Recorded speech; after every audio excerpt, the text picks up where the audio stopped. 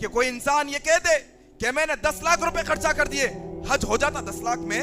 10 لاکھ سے حج نہیں ہوتا۔ میں 2 لاکھ روپے میں عمرہ کا ٹکٹ لے لیا، 2 لاکھ میں عمرہ ہو جاتا۔ میں نے لگژری پیکیج لے لیا، یہ پیکیج لینے سے عمرہ ہو جاتا۔ میرے بھائیوں، میری بہنوں، یہ بات کو سمجھو، عمرہ نہ 10 لاکھ سے ہوتا، نہ 5 لاکھ سے ہوتا، نہ 1 اور 2 لاکھ سے ہوتا۔ ہاں، مالی عبادت ہے، استطاعت کے مطابق خرچ کرو، لیکن صرف خرچ کر دینے سے عمرہ نہیں ہوتا، صرف خرچ کر دینے سے حج نہیں ہوتا۔